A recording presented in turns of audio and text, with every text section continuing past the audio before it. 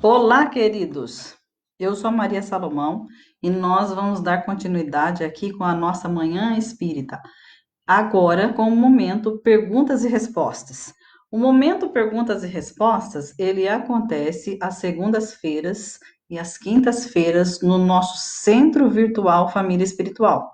O nosso Centro Virtual Família Espiritual, ele já existe há mais de 4 anos, só que ele existia na forma de WhatsApp, o que continua ainda é, com essa preciosidade. Mas também agora nós temos o nosso centro virtual com a nossa página para que assim a gente possa alcançar mais e mais pessoas. O momento perguntas e respostas é um momento muito gostoso, onde essas perguntas elas vêm justamente dos participantes da nossa página espírita.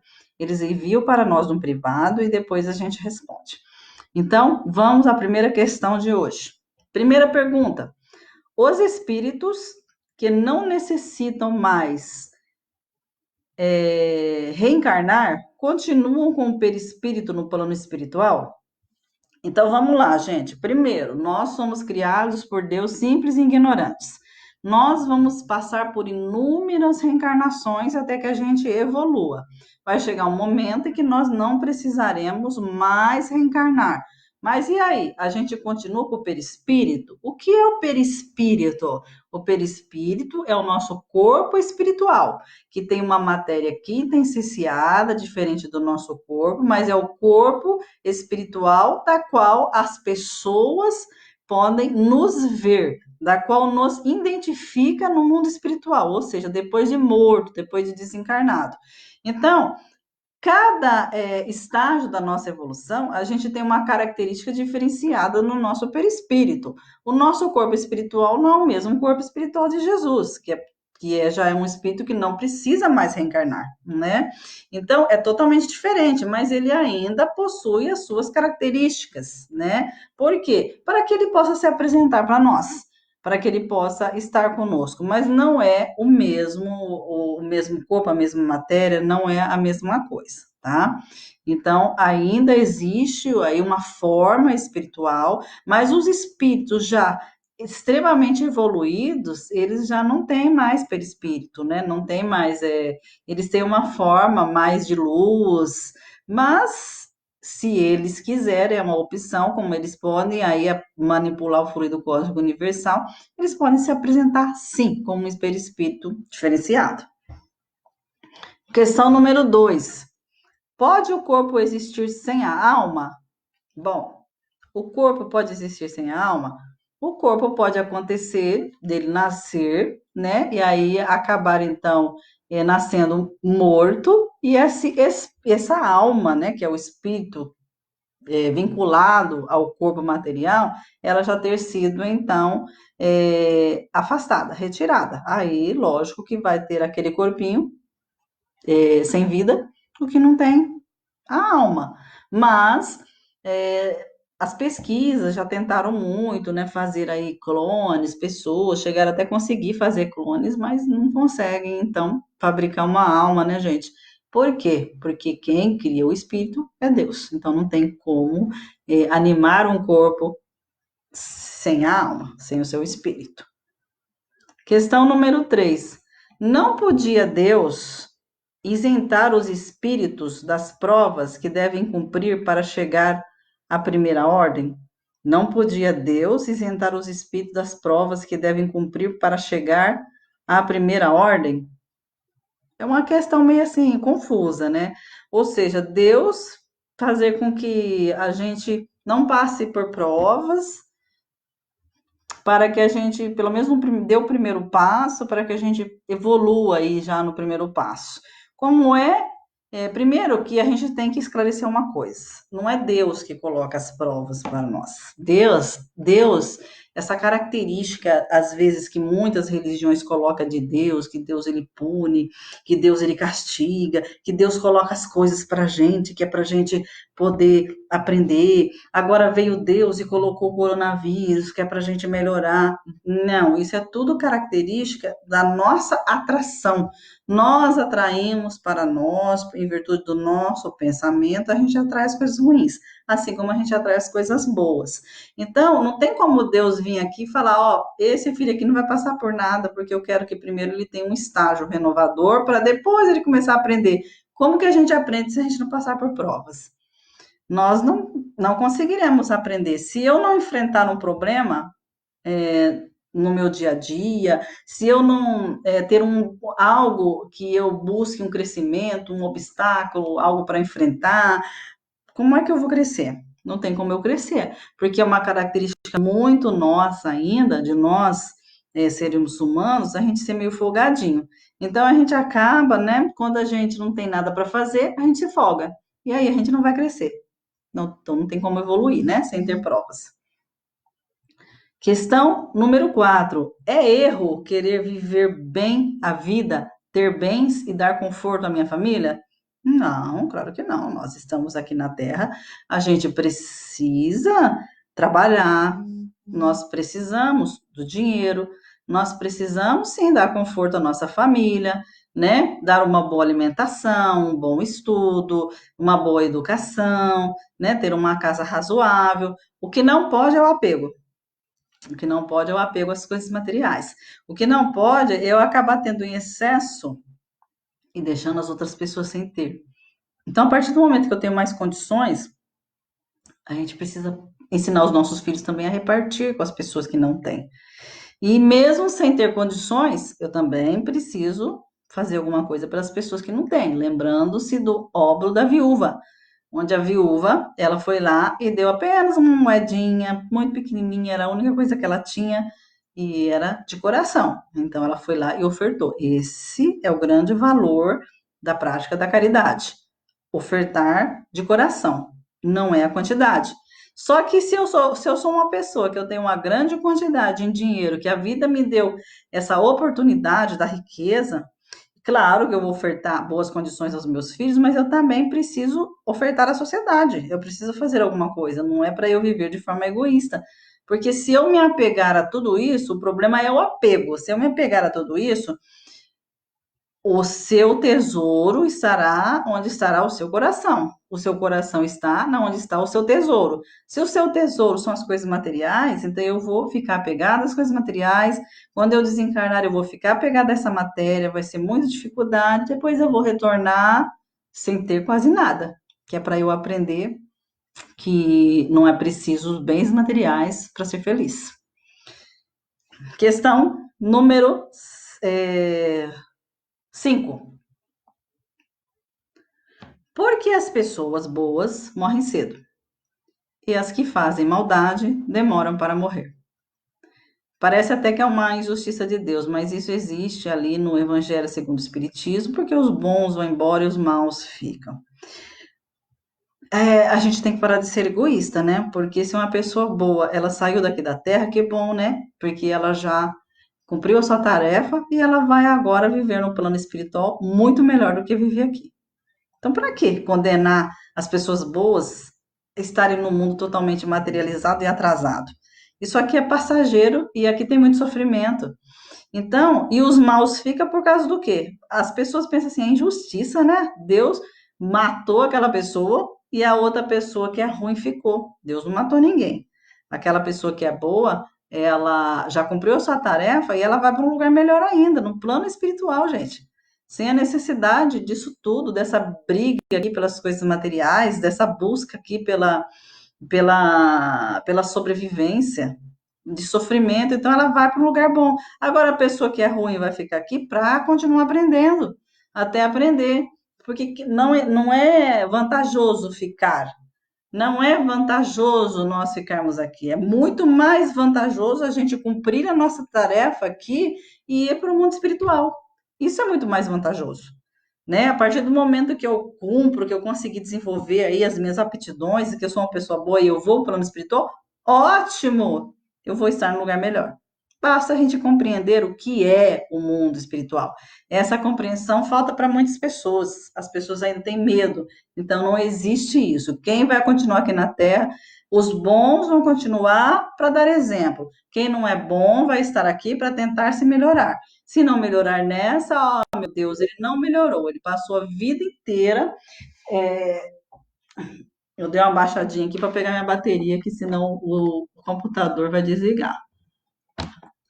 Então, a pessoa pensa assim. Aí a pessoa ruim, né? Passou a vida inteira, continuou sendo ruim, não aconteceu nada com ela. Pelo contrário, ela ganhou na loteria, ela só conseguiu coisa boa e ela é ruim, ladrona. Vocês acham que isso passou despercebido de Deus? Por isso que existem as reencarnações. Porque no amor, numa outra vida, ela vai aprender. Isso é a beleza da divindade. Questão número 6. Sou mulher de pouca fé. Jesus me aceita assim? Jesus aceita todos nós. Só que se a sua fé é pouca, minha irmã, procure então desenvolver essa fé. Segundo Allan Kardec, fé inabalável é aquela que encara a razão face a face em todas as épocas da humanidade.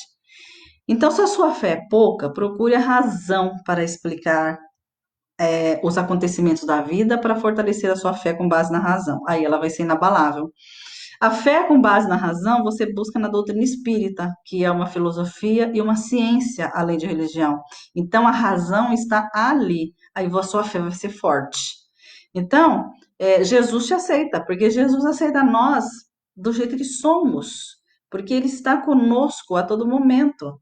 Ele simplesmente, aquelas pessoas de pouca fé, é aquelas a qual Jesus ele vai atrás, né? Para o seu ensinamento, para o seu fortalecimento. Só que aí cabe a nós.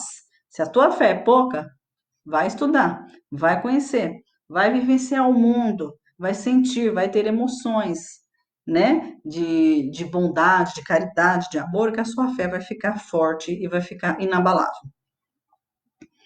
Questão número 7. Fui abandonada quando criança. Nunca conheci meus pais. Isto aconteceu porque não tenho merecimento? Todos nós nascemos aqui na Terra com as nossas experiências de vidas passadas, e aí a gente tem que passar por provas para nossa evolução, de acordo com o que eu fiz em outras vidas. Então, eu plantei, eu tive um plantio, meu plantio é facultativo, eu planto o que eu quiser, eu tenho meu livre-arbítrio, mas a minha colheita é obrigatória.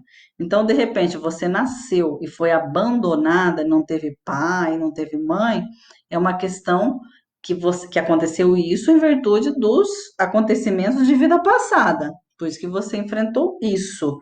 O que é importante não é o abandono. O que é importante é a sua recuperação emocional acerca disso, entender que você está no local onde você precisava estar, e a partir desse momento, onde você estiver, você vai fazer a diferença. Então, você vai procurar amar, você vai procurar entender, você vai procurar dar o exemplo. Eu, Maria Salomão, também fui abandonada. Também. O que que tem? Eu era criança de rua, né? Aos 3 anos de idade, a minha mãe biológica abandonou o meu pai biológico com os meus irmãos. Inclusive, eu tenho uma irmã gêmea que eu não conheço. Aí, se vocês verem alguma com a minha cara por aí, de repente, não sou eu. Então, tenho irmãos que eu não conheço, pai biológico, fui abandonada, vivi na rua como criança de rua, até que então fui adotada por uma outra mãe que já está no plano espiritual, que eu cuidei muito bem dela, né? E que me ofertou aí ter uma vida dentro de um lar. Então, e qual é o problema de eu ter sido abandonada? De certo, alguma coisa eu fiz na outra encarnação que eu precisava passar por essa experiência e para mim foi excelente. Para mim foi excelente. Agradeço, isso é muito importante. Tenho gratidão pelos meus pais biológicos porque foi através deles que eu nasci nesse mundo. Eu precisei aí do óvulo da minha mãe, do espermatozoide do meu pai biológico, Se não fosse através da barriga dela, não ia nascer, né? Ia nascer, mas eu tenho que agradecer a ela. Foi ela que foi escolhida para me trazer. Então, eu sou grata, muito grata. E sei que ela teve aí os seus motivos, porque nós ainda erramos bastante, a gente acerta, a gente erra, e não cabe a gente julgar ninguém. Então, eu precisava passar por certas experiências, passei nem por isso, me revoltei, nem nada, pelo contrário. E aí? O que que tem? Passei pelo albergue noturno de Bauru, depois, com o tempo, eu mesmo, graças a Deus, pelas instruções espirituais, estudei, busquei crescer, né? Acabei sendo aí voluntária do albergue noturno, olha como que é a vida, né? E até palestrante do centro onde me acolheram quando eu era uma criança abandonada, e hoje eu estou aqui. Então, ou seja, se eu não tive merecimento nessa vida de ter uma família na qual eu fui nascida, era para ter nascido da barriga, né? Uma família biológica, e de repente Deus me colocou numa outra família que na família que eu deveria estar, nessa outra família também não tive amor, não tive nada disso, mas serviu para o meu crescimento. Eu cresci e eu sou uma pessoa de amor. O que importa sou eu, o que eu penso, o que importa é a minha gratidão, o que importa é o entendimento que eu tenho da doutrina. Então, se você procura uma resposta, vai na doutrina espírita. A doutrina espírita responde tudo, mas saiba entender, sem revolta e seja grata por aquilo que a gente passa e a gente enfrenta. Tudo é lição para nós mesmos, né? Questão número 8. Qual a importância do esquecimento do passado? A importância do esquecimento do passado, segundo Kardec, é para nos proteger. Porque o que acontece? Como a gente vive várias vidas, várias experiências, e às vezes um filho meu pode ter sido um algoz meu no passado, se eu me recordasse, eu não ia ser bem difícil de eu amá-lo, né? Já pensou eu descobrir que o meu esposo, ele me matou numa vida passada, ou que meu pai e minha mãe me estupraram na vida passada, e aí, como que vai ser? Como que eu vou saber lidar com isso? Não vou, gente. Oi, querida, amigas queridas Fátima, Valquíria, um beijo para vocês. Então, eu vou perdoar. Se eu, mesmo que seja aí um irmão meu, porque às vezes a gente nasce numa família ou está inserido numa família, a gente não está muito bem, né, com o pai, ou mesmo até com a mãe, ou a gente não se dá bem com o nosso irmão, a gente se sente um peixe fora d'água, a gente tem uma raiva de um irmão da gente que a gente não sabe de onde que é que tirou essa raiva, não aconteceu nada, mas a gente se sente mal na presença, e aí? Isso são experiências do passado, porque Deus, ele faz assim, ó, se eu tive uma experiência negativa com uma pessoa do passado, depois eu vou estar com ela para que essa experiência negativa se torne amor. Então, por isso que a gente vai estar junto, porque nós precisamos nos tolerar e depois de nos tolerar, desenvolver sentimentos bons. Então, esse é o amor de Deus para conosco. Então, para isso, precisa esquecer o passado, porque se fosse revelado, a gente não teria condições de evoluir. Essa é uma dádiva da divindade. Questão número 9. Por que o espírita não pode beber, fumar? Onde está escrito essa proibição? Quem falou, gente do céu? Pelo amor de Deus. Não existe essa proibição que o espírita não pode beber, que o espírita não pode fumar, que o espírita não pode fazer sexo em exagero. Não existe nada disso dentro da doutrina. O que existe na doutrina espírita é a explicação das suas escolhas. Nós temos o nosso livre-arbítrio. Tem gente que bebe, tem gente que fuma, tem gente que faz um monte de coisa errada. É o teu livre-arbítrio, é a tua escolha. Só que a partir do momento que eu tenho uma escolha, no momento em que eu bebo um monte, exageradamente, eu vou atrair pessoas que também gostam de beber um monte, seja aqui na Terra, e também vou atrair espíritos que vão beber junto comigo. É a explicação espírita, cabe você aceitar isso ou não. E isso vai deixar a sua vida meio desagradável. Por quê? Porque a gente atrai os espíritos de acordo com a nossa conduta, e aquilo vai atrapalhando a nossa vida, vai dando sentimentos de angústia, de tristeza. Se eu fumo exageradamente, eu vou atrair espíritos que fumam e que vai se abastecer da nicotina, da minha energia de fumante. Se eu faço sexo exageradamente, eu vou atrair espíritos que fazem a mesma coisa. Então, o que acontece? Não é legal. Não é legal. Eu não digo assim, eu Bebo, lógico, eu bebo numa comemoração, com umas amigas, de forma equilibrada, normal, uma opção minha. E aí? Agora, se eu começar a beber exageradamente, se eu começar a fazer as coisas erradas exageradamente, o que vai acontecer? Porque eu ou exagero, a gente vai atrair coisa negativa. Atrair coisa negativa. Aí cabe a você lidar com isso, não é bom. Então, o Espiritismo não proíbe, não está nem escrito na doutrina espírita. É proibido beber. Não, não está escrito. Está escrito na doutrina espírita as consequências dos seus atos, né? Se você exagera no erro, com certeza você está plantando aí uma coisa horrorosa. É como André Luiz. André Luiz, ele desencarnou, ele vivia uma vida promíscua quando estava na Terra, então ele adquiriu sífilis. Então, ele entrou no plano espiritual como suicida, de forma direta. Ele bebia, tal, ele entrou, acabou com a parte gástrica dele, então entrou no plano espiritual como suicida. Então, a doutrina espírita explica as consequências dos nossos atos, mas não proíbe de nada. Só que é assim, plantou, colheu. Essa é a questão, é uma lei universal. Pergunta número 10. Quem foi Bezerra de Menezes? Quem foi Bezerra de Menezes e qual a importância dele para o espiritismo? Então, Bezerra de Menezes, ele foi um médico, ele foi militar, ele foi político, né? E considerado aí o médico dos pobres. Ele viveu aí em 1832, por aí, e ele foi considerado o médico dos pobres. Então, ele entrou em contato com a doutrina espírita, foi considerado um Kardec brasileiro, por quê? Porque ele exercia a doutrina espírita, ele estudava, ele fazia as palestras, ele divulgava a doutrina espírita com muito amor. E ele usou aí a medicina, na parte de homeopatia, como uma medicina que ele se dedicava sempre aos pobres. Por isso que ele foi considerado o médico dos pobres. Então, tem uma passagem maravilhosa de Bezerra de Menezes, que vocês vão encontrar no livro Bezerra de Menezes, que é o título, Vida e Obra, e é onde vocês vão encontrar uma passagem maravilhosa, onde ele, quando estudava, que ele era pobre, e ele foi para a cidade do Rio de Janeiro estudar medicina, e ele não tinha como pagar. E aí apareceu aí um aluno que queria que ele desse aula para ele de matemática. Ele falou, eu não sei dar aula de matemática. Ah, mas eu vou te pagar antes. Não, não quero, mas eu vou deixar. Mesmo assim, o aluno deixou o dinheiro.